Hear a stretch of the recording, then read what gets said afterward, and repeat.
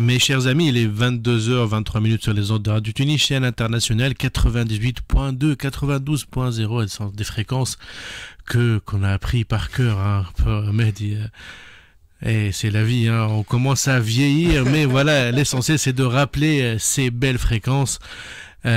Pour écouter Metalize bien sûr jusqu'à minuit. On continue notre épopée métallique avec le MENA Rock Festival qui va se dérouler au mois d'octobre 2025 à l'IFT, et on a décortiqué les premiers groupes, on les a mis dans le désordre histoire de ne pas fâcher les uns. Les artistes sont assez susceptibles, hein. Mehdi, tu connais un rayon, hein.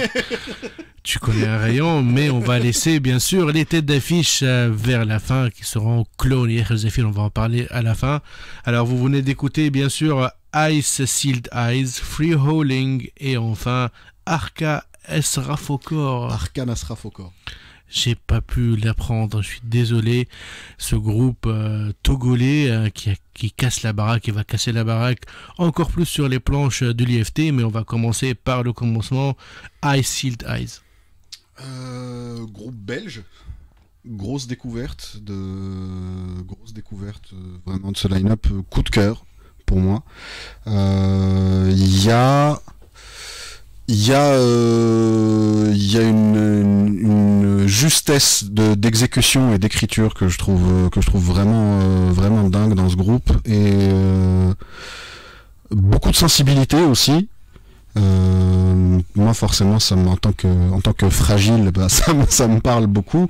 Et il y a, en fait, je trouve dans ce qu'ils font, il y a ce que j'aime beaucoup dans ce qu'on peut appeler le métal progressif moderne, en fait, des choses qu'on peut trouver chez des groupes comme Tesseract ou The Architects, pas The Architects, The Contortionist, des groupes comme ça. Je trouve que c'est très bien fait. Très bien fait, beaucoup de passages planants, beaucoup de violence aussi, et grosse découverte et gros coup de cœur vraiment pour ce groupe belge que je ne connaissais pas et que j'ai vraiment hâte de voir sur scène.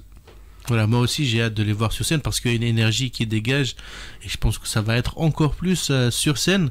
Mais pour revenir à tes mots, je me sens vraiment vieux en écoutant ce groupe, hein. Je trouve que c'est beaucoup trop, enfin c'est pas beaucoup trop violent, mais c'est ça dépasse le metalcore, hein. C'est autre chose. C'est du newcore.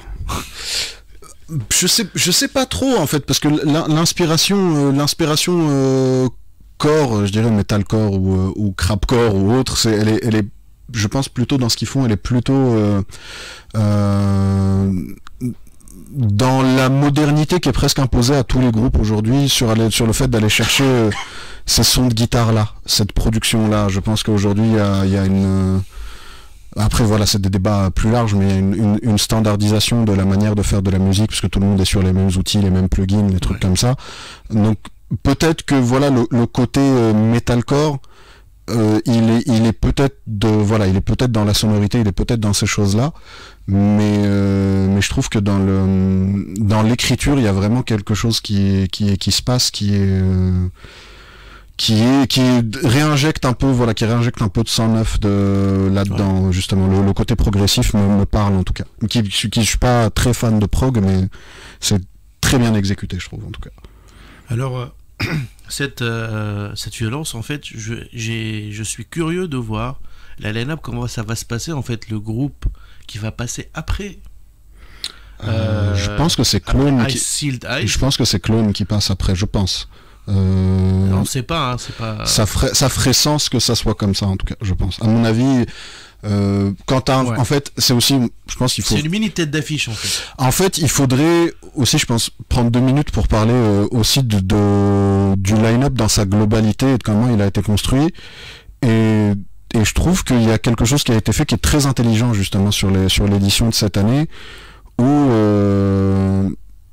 il y a une homogénéité, on va dire, sur chacune des journées. Les 2 journées se ressemblent pas. On a une première journée qui est très violente dans l'énergie, dans l'agressivité et dans la proposition qui est faite.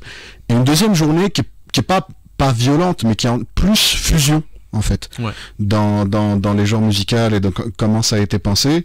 Et voilà, je pense que c'est 2 journées vraiment totalement différentes. Et du coup, je pense que ça leur permet aussi de penser des line-up qui sont pas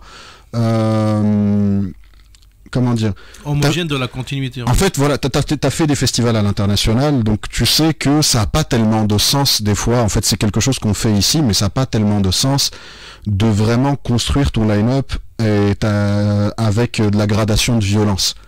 Parce que des fois, juste, il y a des groupes qui sont plus connus, il y a des groupes qui, même si le groupe qui passe avant, il est plus violent, mais s'il est moins connu, il va passer. La notoriété joue en fait aussi une grande part là-dedans.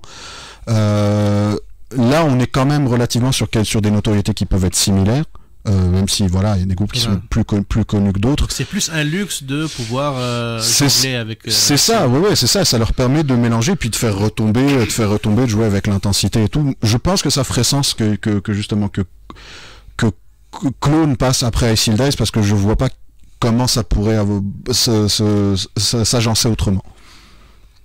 Ouais, je suis tout à fait d'accord avec toi, histoire de... on va voir comment ça va se passer, et notre ami Nabil qui nous écoute ce soir, il nous écoute attentivement. Attentivement, il est à l'affût de tous les mots qu'on est en train de débiter. Mais je pense que c'est une vraie responsabilité, de la vraie responsabilité, c'est comment avec ces groupes en faire une belle line-up qui monte en crescendo jusqu'à arriver aux têtes d'affiche qu'on va parler tout de suite après. Mais on va avant ça parler de Free Howling, le groupe français de hardcore, mais c'est du hardcore classique. Tu en penses quoi? Alors moi, pour le coup, c'est le groupe qui me fait sentir vieux. C'est le groupe qui me fait sentir le poids de mon âge. Et c'est aussi, ça rejoint un petit peu, en fait, ce que je disais sur le coup de génie un petit peu de comment le line-up a été pensé. C'est que là, pour le coup, moi, quand je vois ça, je me dis, ok, il y en a pour tous les goûts. Il y en a vraiment pour tous les goûts. Et en même temps, ça va aller chercher et proposer quelque chose où vraiment, là, on n'a pas d'équivalent ici, quoi. On n'a pas d'équivalent groupe tunisien qui pourrait se rapprocher de ce qui est en train d'être fait par Free Howling, à ma connaissance, en tout cas, des mélanges de rap et de métal comme ça. Et tu te rends compte si cette culture genre, très urbaine, quoi. Exactement, si ce genre marche, c'est que on est passé à côté depuis des années. J'ai envie que ça marche, mais ça va changer toutes les c'est une découverte, quoi. Ça va changer toutes les philosophies tout ce qu'on a pensé pendant longtemps sur la scène métal tunisienne. Mais en fait, ça se fait beaucoup ça se fait aux États-Unis depuis très longtemps, depuis vraiment très longtemps, ces espèces de mélanges là, beaucoup dans les scènes punk latino et des trucs comme ça en Californie, il y a de l'émergence un petit peu de ce genre de choses, mais c'est très j'ai envie de te dire, c'est presque de la culture de quartier, en fait, comme peut l'être un peu le hip-hop, en fait.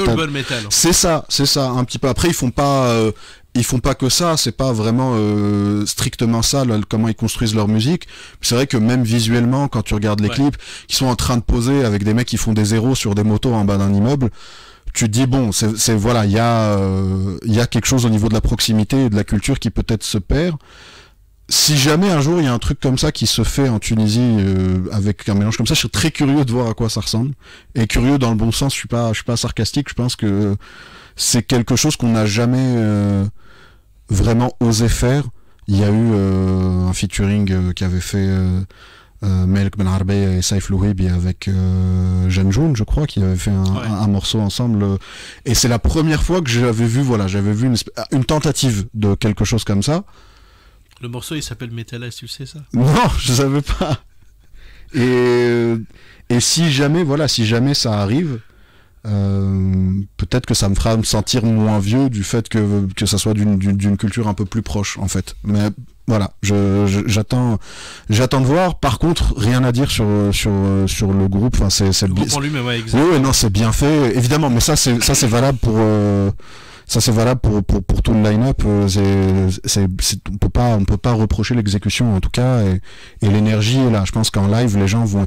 Mais après, tu vois, tu m'aurais posé l'année dernière la question sur Camino Ikari, je t'aurais peut-être dit oula, c'est peut-être un peu trop violent, je sais pas. Et finalement, c'est un des groupes qui a le plus résonné auprès des gens.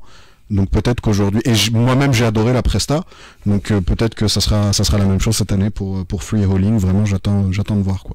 Ouais, moi j'attends de voir le groupe, mais j'attends de voir aussi l'affluence et la réaction du public par rapport à ce groupe. Alors juste pour anecdote, hein, il y a Nabil qui m'envoie un message et je pense qu'on l'a mis très mal avec Aurélie parce que c'est elle le grand génie de l'histoire et c'est elle le directeur, c'est la directrice artistique et c'est elle qui a concocté tout ça. Non, mais Aurélie, big up, hein, ouais, big up. Et elle a raison de nous reprendre sur du sexisme ordinaire comme ça.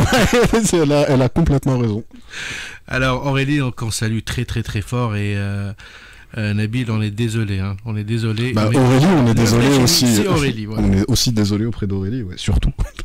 Alors, sans transition, on va continuer avec le groupe togolais, hein. C'est ma petite découverte, c'est ma petite pépite. Franchement, on vient de l'écouter, c'est le dernier morceau qu'on a écouté avant de reprendre le micro. Et je tiens à signaler à nos auditeurs et tous ceux qui vont regarder l'émission sous forme de podcast, de vidéo, hein, sur YouTube, que les morceaux ont été enlevés pour des raisons de propriété intellectuelle. Alors on a, pour ceux qui nous suivent en radio, à la radio, ils ont écouté Walk With Us, Arcane Asraf Okor. À force de t'entendre c'est Arcane, c'est facile, Arcane, et l'autre c'est Asraf Okor. À force de l'entendre de s'avoler sur le mot, je vais commencer à me planter aussi. Et ils vont me zigouiller, hein, pour ça, hein. Alors Arca, c'est un groupe qui vient du Togo, c'est du pur rock, hein, c'est du heavy metal classique, et il y a je sais pas si nos auditeurs savent, mais il y a une grande base de groupes de métal qui sont super techniques, super artistes. Enfin, c'est des artistes accomplis, hein, sur la scène métal africaine, subsaharienne, hein. C'est complètement le contraire de ce qui se passe plus au nord en Afrique. Ouais, alors après eux c'est particulier parce qu'ils disent aussi d'eux-mêmes que c'est le seul groupe de métal du Togo. Moi je veux bien les croire. Ah ouais, je savais pas. Ouais, il s'est dit le groupe se présente comme ça. Le seul groupe, le seul groupe de métal, pardon, du Togo, pas groupe de rock, parce qu'à mon avis des groupes de rock il y en a plus que ça. De très loin, pardon le micro, de très loin. Le nom qui m'a fait le plus plaisir sur l'affiche, parce que c'est un groupe qui a beaucoup percé aux États-Unis notamment, qui continue d'avoir sa petite notoriété, qui amène pour moi quelque chose de vraiment neuf, fait avec beaucoup d'intelligence. Ce mélange qu'ils ont réussi à faire de métal justement et de musique togolaise et de sonorité africaine, on sent que c'est quelque chose qui est fait, voilà, qui est pas pensé pour vendre, mais qui est vraiment fait par amour des deux musiques. Et c'est pas sale en fait dans la démarche, je veux dire, c'était naturel en fait pour ces gens-là de faire cette musique-là.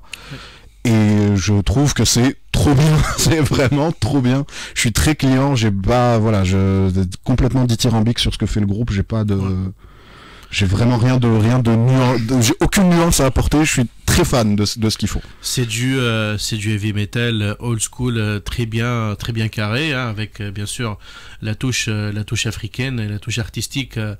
Des instruments africains. C'est un groupe que j'attends énormément de les voir, de voir leurs prestations sur scène et voir ce qu'ils peuvent produire, surtout au milieu de ces je dirais pas des concurrents, mais des autres styles. Alors ça aussi, il y a un problème où les mettre, parce que je pense que côté notoriété, ils vont se faire un petit peu ils vont être décalés, hein, vers le début. Ah non, non, ils sont de très loin plus connus que les autres groupes du line-up. Ils sont pas plus connus que I Still Dies. Ils sont plus connus que I Still Dies, ils sont plus connus même que Clone, je dirais, dans certains pays. Ils vont se fâcher. Non, vraiment. Oui, non, c'est beaucoup de, c'est des centaines de milliers, voire des millions de vues sur les vidéos. En fait, à un moment, ce qui s'est passé, c'est qu'il y a eu pas mal de chroniqueurs de musique aux États-Unis, et notamment des chroniqueurs de musique afro-américains, qui ont commencé à mettre le groupe en avant, et ça a eu une répercussion folle en fait sur la visibilité du groupe. C'est compréhensible. Et ça a cartonné. Et puis après, faut pas se leurrer aussi, évidemment que c'est un concept qui est vendeur et qui fait que les gens ont envie d'en parler aussi, et que les gens sont curieux et ont envie d'aller voir. Mais déjà ça. Après, je pense que vu le style, le groupe sera plutôt sur la deuxième journée, qui est une journée plutôt axée fusion pour le coup. Ouais. Donc là, le groupe aura entièrement sa place en. Si je devais parier, je dirais en avant-dernier sur la journée, sur la deuxième journée. Sur la journée après, avant Clone. Avant, non, deuxième journée avant Erzefir, ouais. D'accord. Bah on va voir ce qu'a fait Émilie. Aurélie. Ce qu'a fait Aurélie, ouais. Pour une fois, on va pas se planter. Ouais. Alors, on va maintenant parler de la tête d'affiche. Okay. Clone, Erzefir, des Français, des Jordaniens. Ouais. Alors, avec ça, on a fait tous les continents. Hein. 4 sur les 5. C'est quoi, comment ils comptent maintenant? 5 ou 6, je sais plus. Ouais, il en manque 2 du coup. On va parler des continents où on fait des tournées. Hein, Alors, on va commencer par Clone. C'est un groupe français, metal prog. Ouais. Avec dont on connaît bien le batteur en Tunisie, parce que c'est aussi le batteur de Mirath, si je dis pas de bêtises. Ouais. Groupe de prog qui n'en fait pas des caisses, ce qui est quand même pour moi est aussi une qualité. Groupe de prog qui fait ses preuves aussi depuis quand même pas mal d'années là. Ouais. Qui charbonne sur les tournées, qui charbonne sur l'écriture.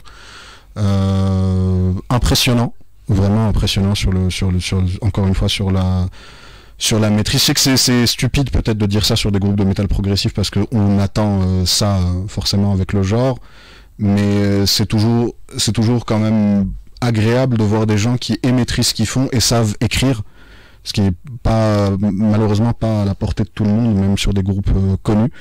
Je trouve qu'ils savent doser, ils savent mettre exactement ce qu'il faut là où il faut. De toute façon, voilà, j'ai pas grand chose à dire. Le groupe est quand même, voilà, a une grosse notoriété maintenant et je pense n'a plus rien à prouver en fait. On est sur une lancée qui a commencé, je dirais, il y a peut-être 2 ans où ils mettent tout le monde d'accord. Ouais. Et ça continue et c'est le travail paye, quoi, j'ai envie de te dire. Tu m'étonnes, hein, c'est un groupe qui a commencé depuis assez longtemps. Je sais pas si les gens savent ça, mais c'était au début un groupe qui s'appelait So What. Ok. Et c'était un groupe complètement différent, mais ils ont su s'adapter avec. Ils ont fait des morceaux, ils ont fait des démos, hein, ils ont vu quelle démo marche, ouais. Et ils ont bâti tout un univers jusqu'à la consécration, hein, ces 15 dernières années, pour devenir le groupe qu'ils sont aujourd'hui. Et je trouve que la France, que la scène française regorge de ces talents et de ces groupes qui ont évolué. Ouais. Et je trouve que HN, si tu te rappelles d'HN, oui, bien sûr. Je trouve que HN va dans ce sens et va devenir tout aussi efficace, hein, que Clone et les autres groupes français qui ont percé en fait. HN, à la différence, a cette chance d'être dans un style de musique qui a le vent en poupe et qui est à la mode en ce moment, donc c'est vraiment le moment pour eux de tout déchirer et on le voit. Et ils sont passés de ils sont passés de faire un concert à l'IFT à Main Stage au Hellfest, je crois. Exactement. C'est le matin, mais c'était un bon high stage. C'est quand même la main stage du Hellfest. C'est assez dingo. Il y avait Lorna, enfin le chanteur. Lorna Shore, Will Ramos, c'est ça. Ouais. Qui est monté sur scène. Non, c'est ils sont dans une lancée, voilà, il y a le vent derrière eux et ils sont en train de pousser, et tant mieux. Je suis sûr, à l'instar de Glon, que si la mode change, ce groupe va se métamorphoser et trouver un autre style. Ils sauront rebondir parce que de toute façon, ils ont les capacités techniques pour le faire, quoi qu'il arrive. Ouais. Ça clairement. Clone, Clone, on est plus, j'ai l'impression, pareil, c'est des mots galvaudés, mais on est sur le groupe de la maturité un peu. C'est pas des tout jeunes, mais ce qui explique aussi, on te dit à partir d'un certain âge, t'as plus des défauts, t'as des traits de caractère, t'as des signatures en fait. Et Clone, je trouve, est complètement là-dedans. À mon avis, aujourd'hui, ils sont pile dans ce qu'ils ont envie de faire et ils le font très bien. Et je suis pas le seul à le dire, quoi. Dernier groupe, super tête d'affiche. Ouais, Echer Zephyr, qui est une surprise. Parce que c'est pas le genre de groupe que je m'attendais à voir au MENA. En Afrique du Nord tout court. Alors il y a une vidéo qui tourne là depuis quelques jours, je sais pas si tu l'as vu, c'est une vidéo d'interview de Karim Benarmer qui s'étonne, et que la vidéo est ressortie du coup là, où il s'étonne de l'absence d'un groupe comme Echer Zephyr en Tunisie pour un concert où personne les a jamais appelés, ou en tout cas si on les a contactés, ça s'est jamais concrétisé. Ouais. Et là, c'est en train de se faire. C'est un groupe qui est extrêmement populaire ici. C'est un groupe qui est aimé. C'est un groupe qui réussit, pour moi, est vraiment le mélange, justement, ce mélange de genres. Sans forcer nécessairement, parce que ils ont des fois ça peut juste être le fait de chanter en arabe. Ouais. Et de faire du rock et de faire du métal, et juste il y a juste la langue. En fait, ils sont pas nécessairement obligés de tout le temps aller chercher le cliché de la darbouk à l'euro, d'aller chercher ces éléments là pour faire jordanien. D'où ta petite critique sur Nawether. D'où ma petite critique sur à peu près tous les groupes qui essayent de devenir les nouveaux Mirath, en fait. Pour parler très franchement, c'est quelque chose qui me gêne en fait énormément. Et en sachant que Mirath et Nawether, ils sont parallèles. En fait. Mais moi, alors à qui veut l'entendre, bouteille à la mer, moi c'est quelque chose qui me gêne profondément, cette espèce de dictat justement, d'entendre des fois, bien souvent, des occidentaux te dire mais où est la touche tunisienne dans ce que tu fais? Mais ma touche tunisienne, elle est dans la violence de ce que j'écris, parce que la circulation, parce que il y a tout un vécu qui est là, qui fait qu'on a besoin de le retranscrire de cette manière. Je suis pas obligé nécessairement de faire de l'orientalisme pour avoir l'air assez tunisien pour l'étranger. Et je trouve que des groupes qui font ça, très souvent, je ne mets pas tout le monde dans le même paquet, mais dans le même sac, mais très souvent, ce qui en ressort, c'est un désir de plaire et un désir d'exportation, parce que c'est l'exportation facile, et aussi le fait que ça se sent quand t'aimes pas ce que tu joues et que t'aimes pas ce que t'écris, et que tu le fais par nécessité. Donc quand tu fais semblant d'être plus tunisien que tu l'es pour essayer de toucher un public plus large, en fait tout ce que tu fais c'est de la mauvaise musique. Et malheureusement, je trouve que c'est quelque chose dont on ne s'est pas encore débarrassé. Mirath a réussi à percer avec ça. Je pense qu'il faut pas chercher à faire pareil. C'est une énorme erreur de faire ça. Et tout ce que ça fait, c'est ancrer cette idée de manière sale dans la tête des promoteurs, dans la tête des organisateurs de concerts à l'étranger, des bookers, des gens qui bossent dans les labels. On n'a pas besoin de ça. On n'a pas besoin d'une situation où on doit gérer du racisme en plus, quoi. C'est un point de vue intéressant, et on va voir nos internautes quand ils verront ce